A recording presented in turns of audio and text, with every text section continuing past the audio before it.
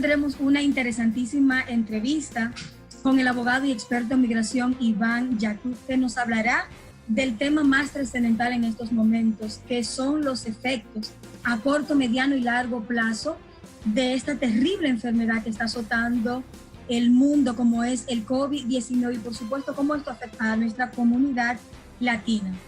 En la actualidad existen 2.7 millones de personas contagiadas. Van 190,000 muertos según las informaciones a nivel global.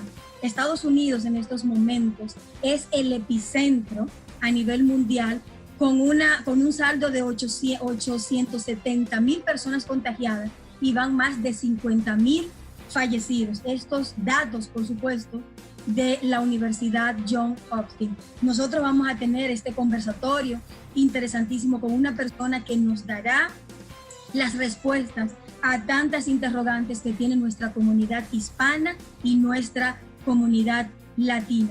Vamos a recibir en estos momentos al abogado y experto en migración Iván Yacoub. Buenas tardes. Buenas tardes, ¿cómo están? Muy bien, gracias. Y gracias por conectarte con nosotros en estos momentos. Por supuesto, un gusto. Así es. Iván, ¿tú crees que esta pandemia producirá, y cuáles son los efectos que según tú va a producir esta pandemia en nuestra comunidad hispana? Bueno, creo que hay que ver dos temas, ¿no? Primero el tema de la salud y el otro tema es el tema económico, ¿no? Todo siempre se relaciona al tema de inmigración. El tema de la salud, yo creo que la gente toma mucha conciencia en lo que está pasando y quiere evitar, sea como sea, el contagio, porque se dan cuenta que es un virus sumamente contagioso y sumamente peligroso, ¿no? Entonces, creo que nuestra comunidad se está dando cuenta del peligro que existe y ojalá que continúe de esa manera, ¿no? Ahora, es un golpe fuerte a la parte económica, eso sin duda, ¿no? O sea, estamos hablando de más de 26 millones de personas que están buscando trabajo ahora, cuando hace un mes eran 200,000. O sea, es un golpe muy, muy fuerte económicamente y los más afectados van a ser los latinos, ¿no? Porque el gobierno sacó paquetes de rescate en los cuales le dan $1,200 a la gente que está pagando impuestos y tiene un número de seguro social, un permiso de trabajo, ¿no? Y muchos latinos no lo tienen, entonces quedan afuera de estos paquetes económicos. Entonces es un golpe muy fuerte, pero muy fuerte para nuestra comunidad. Así es. ¿Qué recomiendas en estos momentos a las personas que tienen su proceso de petición? Bueno, o sea, lo principal es mantenerse sano, es lo principal, ¿no? O sea, es antes que nada la salud, es cuidarse, tomar las recomendaciones médicas, pero la gente que está en proceso migratorio, o sea, primero tiene que saber de que Inmigraciones está parado, o sea, Inmigraciones no está trabajando o está trabajando con 1/10 de la capacidad que tenía antes. Los tribunales inmigratorios están cerrados hasta el 15 de mayo y están cerrados desde finales de marzo, entonces estamos hablando de casi 2 meses de que está todo cerrado, ¿no? Inmigraciones, donde se tramitan las residencias, los casos de ciudadanía, también está cerrado. Está todo cerrado, no hay actividad en Estados Unidos ahora. Los consulados están cerrados, o sea, varios de los consulados, no todos, pero muchos de los consulados están cerrados. Entonces no se pueden tramitar visas, no se puede tramitar nada. Así es. Iván, ¿cuál es el estatus ahora de las personas que iniciaron su proceso de residencia en este país?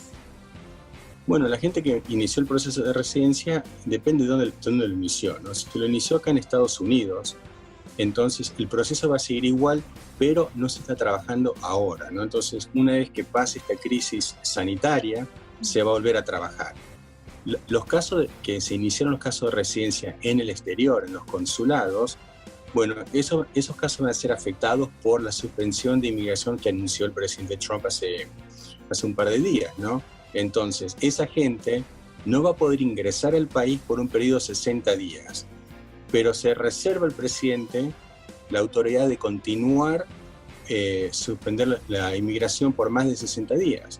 Ojo, hay ciertas excepciones a todo esto. Gente que trabaja en temas de salud va a poder ingresar a Estados Unidos, gente que trabaja en el campo va a poder ingresar a Estados Unidos y además esposos y esposas de ciudadanos americanos, pero no de residentes permanentes.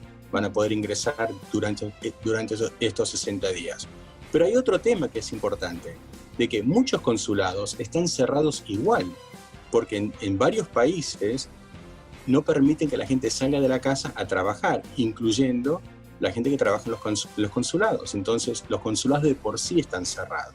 Está todo varado, todo cerrado. Okay. ¿Piensas que esta pandemia afectaría el estatus migratorio de las minorías latinas en este país? Va a afectar, o sea, hay buenas y malas noticias, ¿no? Las buenas noticias es, la gente que está con visa turista puede seguir renovando la visa turista mientras existe esta pandemia, ¿no? Porque no pueden regresar, no pueden subirse a un avión y volver a su país porque los países no están abriendo las fronteras. Entonces, esa gente puede renovar las visas de turista, ¿no? Ahora, ¿cómo va a afectar esto a largo plazo? Va a ser complicado, ¿no? Porque mucha gente de esto va a salir endeudado, tomando en cuenta de que estamos hablando de un sistema de salud que es privado, o sea, más del 90% es privado, es costoso, mucha gente no tiene seguro de salud, y cuando empiecen a arreglar la situación de residencia permanente, lo primero que le van a preguntar es cuál es su historia crediticia, y van a ver de que tienen deudas por todos lados, más que nada por los hospitales, los remedios, y se le va a complicar la vida a la gente, ¿no? Pero vamos a ver qué pasa, pero hoy por hoy estamos muy complicados. Así es. Todos sabemos que esta crisis nos tomó por la ausencia de política, por la ausencia de políticas implementadas por la administración republicana, y hay cientos de personas en este momento varadas en este país. Cuando estas personas finalmente logren salir, ¿qué pasará con ellos? ¿Volverán a entrar todas estas personas que están varadas ahora cuando logren volver a sus países?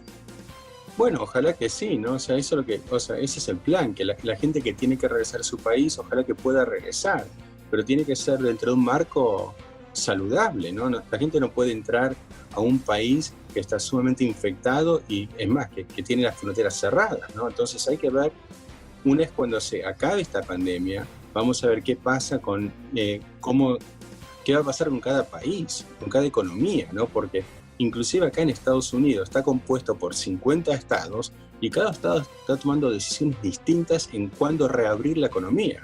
Por ejemplo, en el caso de Georgia, que están reabriendo la economía ahora, ¿no? Pero en caso de Maryland, de Virginia, lo tienen todo cerrado. Entonces, no hay una política nacional sobre cuál va a ser la reacción de la pandemia. La gente en ciertos estados va, en Florida, la gente se va a las playas, como si nada.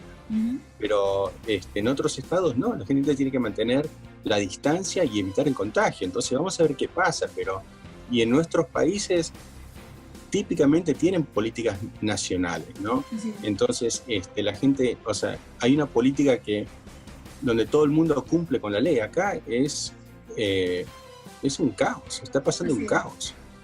Ahora que mencionas que mencionamos la ausencia de una política nacional, porque cada uno de los estados operan, y tú me corriges como gobierno con cierto nivel de autonomía, ¿cómo crees tú que ha afectado al gobierno estadounidense el hecho de que tantos inmigrantes ahora mismo estén sin trabajo? ¿Cómo crees tú que esto ha afectado a la economía estadounidense? Bueno, sí, le afecta no solo por los inmigrantes, sino que a los mismos ciudadanos, que hay 26 millones de trabajadores que no están trabajando. Es un costo muy alto para el gobierno, porque está pagando un desempleo a todas las personas que no trabajan, y además no está recibiendo rentas a través de los impuestos, porque la gente no está trabajando, está todo parado. Va a crear un déficit fiscal que la gente no se lo puede imaginar. Vamos a ver qué pasa, pero a nivel de política nacional, lo que está pasando va a tener secuelas por muchos años. Está todo parado acá. Así es. En las naciones nuestras, la mano de obra del inmigrante latino en este país es fundamental para el movimiento económico a través de las remesas. Ahora que nuestra gente no está enviando dinero por la situación, ahora, ¿cómo crees tú que esto va a afectar a las economías de las naciones latinoamericanas? Va a ser terrible, o sea, sin duda va a ser terrible. Hay economías que más o menos dentro del 10 al 15% del Producto Interno Bruto son las remesas. Y le están sacando ese dinero a la economía, o sea, una inyección de capital que están sacando, o sea, que yo no me imagino cómo la gente va a poder sobrevivir. Va a ser una cosa terrible, porque en una época un inmigrante enviaba 100, 200, hasta $500 por mes a sus familiares en sus países. Eso se va a acabar, porque la gente no tiene dinero, está sin trabajo. Entonces, esto va a afectar, o sea, no solo obviamente afecta en Estados Unidos, sino que afecta a las remesas, y las remesas en muchos países son sumamente importantes. Y la verdad, no quiero ser pesimista, pero creo que es pragmático decir que la situación va a ser caótica. Desde hace muchos años yo estoy escuchando que existen 11 millones de indocumentados en este país. Tú y yo sabemos que existen más. El hecho de que el estímulo económico que fue aprobado por ambas cámaras en el Congreso para aquellas personas que porten una green card, que porten seguro social, el hecho de que haya tantas personas indocumentadas en este país y que no reciban, que no vayan a recibir por su estatus migratorio ilegal ese estímulo, ¿qué hará esas personas? ¿Cuál es tu percepción como experto en migración? ¿Qué pasará con ellos acá? Yo creo que van a pasar dos cosas. Primero, se va a aumentar la pobreza, ¿no? Porque la gente que no recibe el dinero va a ser más pobre. O sea, está sin trabajo y está sin ningún tipo de ayuda económica de parte del gobierno, justamente por el estatus ilegal. Además, lo que a mí me parece sumamente preocupante es que cuando hay mucho desempleo, este país se convierte en un país xenofóbico. Y va a haber mucho racismo en contra de nuestras comunidades. Lo primero que va a pasar es que le van a echar la culpa a los inmigrantes por la falta de trabajo, cuando en realidad es un tema de salud, donde las empresas cerraron todo, no porque el inmigrante le estaba sacando el trabajo, sino por un tema de un virus que es sumamente contagioso. Pero va a haber mucha xenofobia después de esto. Eso creo que va a suceder sin duda. En un país, como acabas de decir, con altos niveles de xenofobia, no solamente a nuestros hermanos y hermanas hispanos, sino también a todas las minorías, al afrodescendiente, al asiático, al musulmán, a los judíos. ¿Tú crees que la opción de los hispanos será volver a sus países cuando tienen 20, 30 años en este país, cuando no conocen nada de sus países de origen, cuando quizás ni siquiera hablan el idioma? No creo. No creo que la opción de una persona tiene que ser regresar a un país que no conoce porque hay racismo acá. Creo que, o sea, la opción tiene que ser cómo combatir el racismo, educar a la gente y demostrar de que uno, o sea, de que uno le saca el trabajo a un trabajador estadounidense, porque el trabajador estadounidense es inútil, ¿no?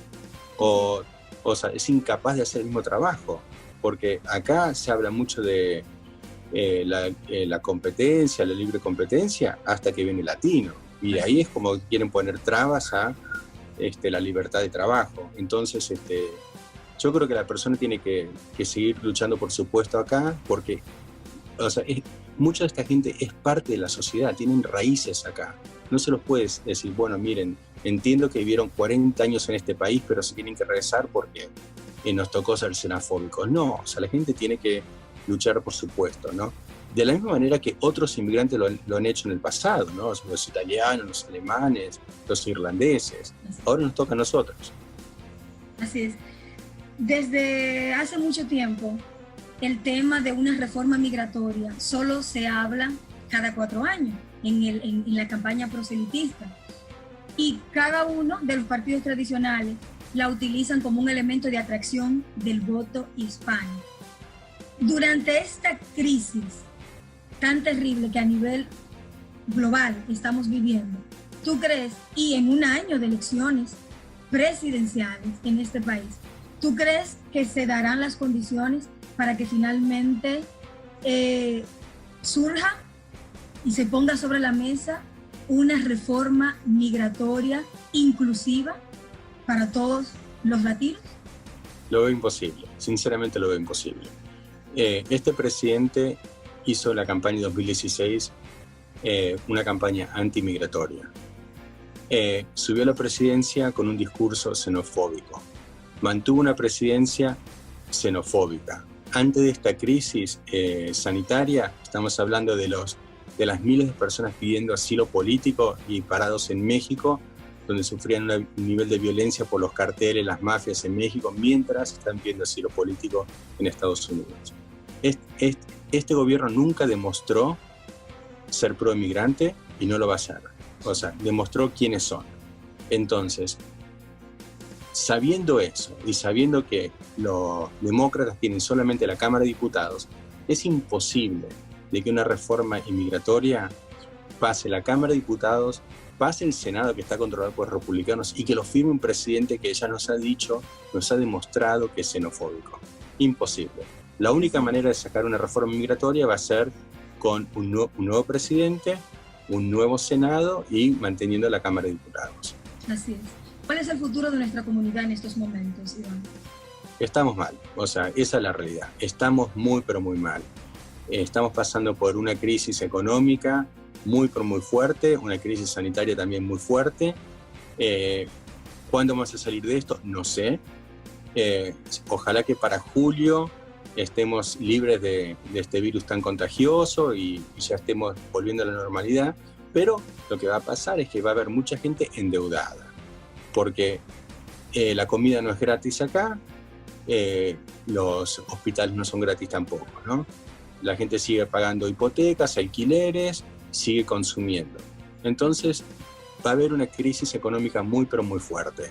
Entonces, si bien superamos el tema del virus en más o menos 3-4 meses, hablamos de junio, julio, después hay que superar el caos económico que ha creado, ¿no? Ahora, yo sí soy creyente en el latino, porque el latino es trabajador, ¿no? Es una persona trabajador y vino a este país en gran parte para trabajar. Soy creyente en el latino, pero también, o sea, estamos en una situación muy, pero muy difícil.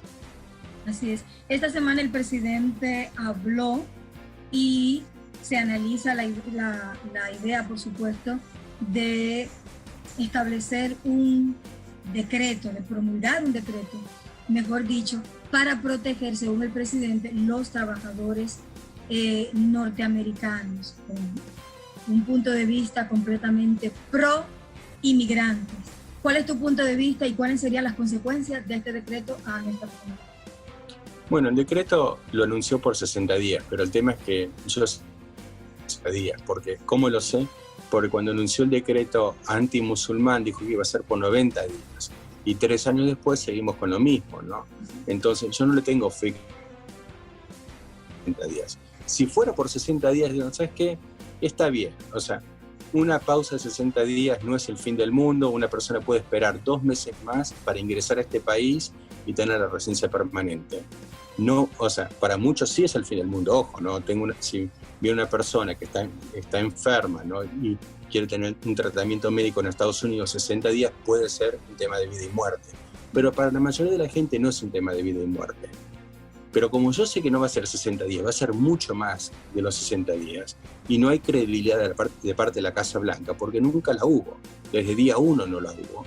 Entonces, sabemos que es una medida xenofóbica y es para excluir el ingreso de residentes permanentes a Estados Unidos, gente que tiene el derecho a trabajar acá, o sea, simplemente por un capricho que tiene este presidente, ¿no? Y por una política xenofóbica que ha demostrado desde el principio de su campaña. En la gran mayoría de los países latinoamericanos, incluyendo la República Dominicana, el país de donde vengo, se supone que habrá elecciones por recomendaciones de la Organización Mundial de la Salud y otras organizaciones a la cual muchos de nuestros países son signatarios.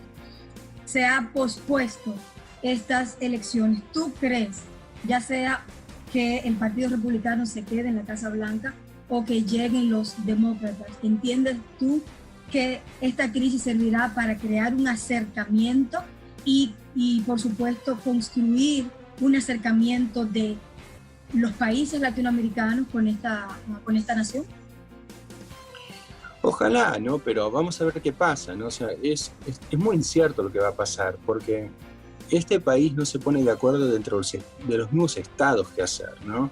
Entonces yo no me imagino cómo este país puede tener una política exterior unida con Latinoamérica cuando, o sea, el mismo presidente le dice a la gente de que proteste las decisiones de los gobernadores de los estados, porque el presidente está en desacuerdo. Entonces, uno quiere ser optimista, pero no es la realidad, no es lo que está pasando ahora. Entonces, si yo veo que este presidente se opone a la gobernadora de Michigan porque es demócrata, yo no me imagino cómo va a reaccionar con un país latinoamericano donde, o sea, el presidente ya ha demostrado esa xenofobia, ¿no? Pero bueno, ojalá que ese acercamiento exista, ojalá que exista una unión entre Estados Unidos y el resto de Latinoamérica, pero sinceramente no lo veo. Así es.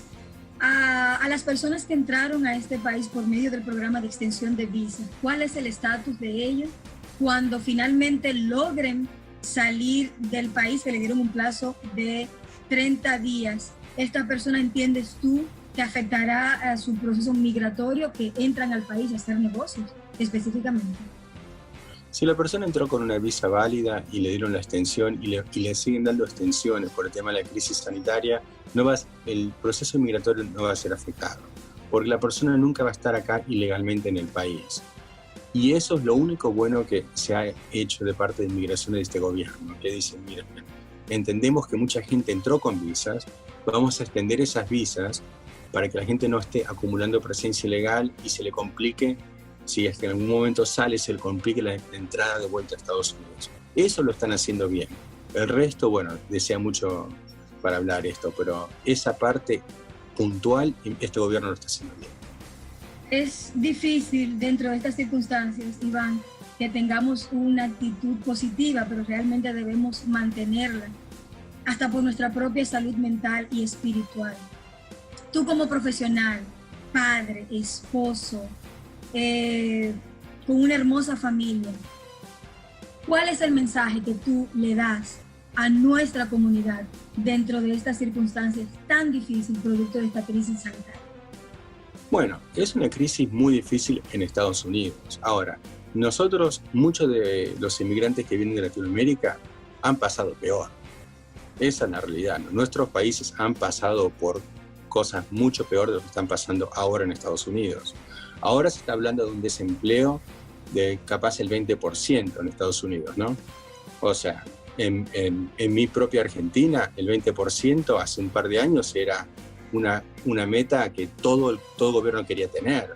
Si hablamos del 2001, 2002.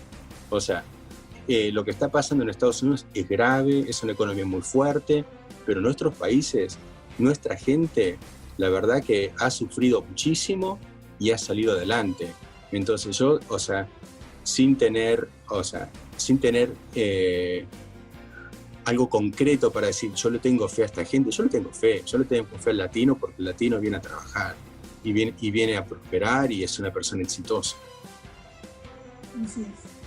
Iván, yo quiero darte las gracias por habernos dado de tu tiempo, por compartir el conocimiento que tienes como experto en migración para arrojar un poco de luz a esta creciente ola de incertidumbre de nuestra comunidad en este país en estos momentos tan difíciles. Yo quiero darte las gracias por el tiempo que has dedicado para contestar nuestras preguntas. Bueno, un placer, como siempre. El placer es mío. Muchísimas gracias a todas las personas que se han conectado con nosotros en este momento. Y Iván lo decía hace un instante. Nosotros tenemos que mantenernos informados en sentido general. La intención nuestra es de que ustedes puedan tener informaciones de primera mano con expertos que hablan castellano, que hablan español y que nosotros podamos intercambiar algunas de las preguntas que hemos recibido a través de las redes sociales y que la acabamos de compartir con el profesional y experto en migración. Gracias por haber estado con nosotros y, por supuesto, nos vemos en un próximo encuentro.